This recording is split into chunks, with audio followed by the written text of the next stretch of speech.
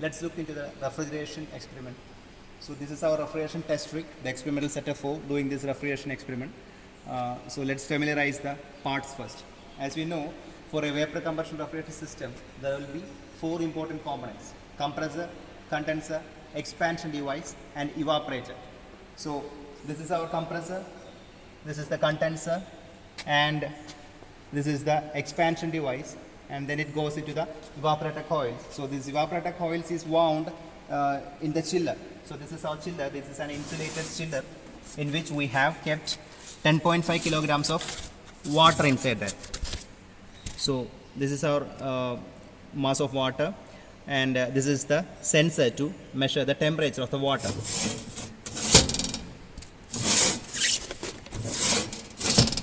So now let's do the experiment. The aim of the experiment is to find out the COP, coefficient of performance of the refrigeration apparatus.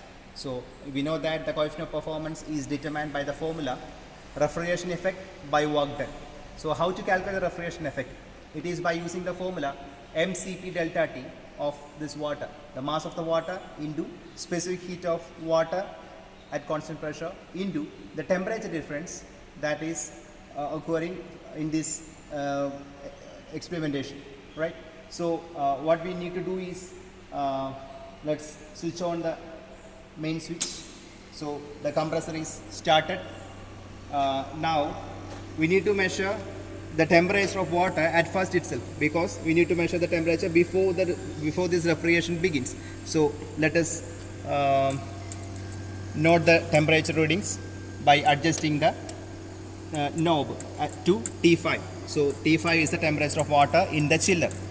Now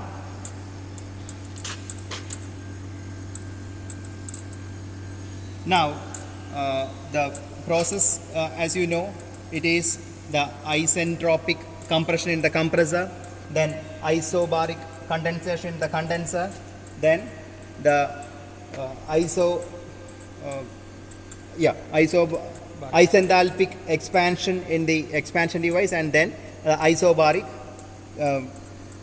evaporation in the evaporator. Now the readings to be taken is, as we know, for mCp delta T, the refrigeration effect, we need to have two readings. So we have taken the reading of the temperature, we have taken the temperature indicator reading, and after 5 minutes let us take the temperature reading again. So that is for the calculation of refrigeration effect. For the calculation of work done, we need to note down the energy meter reading.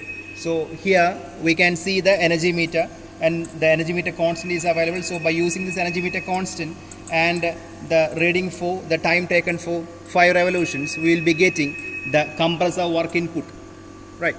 So by this calculation refrigeration effect by work done, we get the actual COP, and the aim of the experiment is to compare this actual COP with that of the theoretical COP.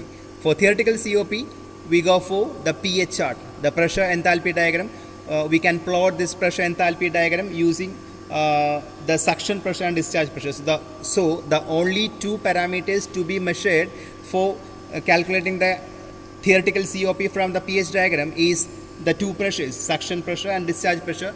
You can see it here. So this shows the suction pressure and this shows the discharge pressure. So from these two pressure readings, we will be able to plot the diagram. We will be able to plot the graph in the pH diagram, right? And from that, by using the formula H1 minus H4 divided by H2 minus H1, the refrigeration effect by work done, we get the theoretical COP. So comparing these two, actual COP and theoretical COP, is the aim of our experiment. Thank you.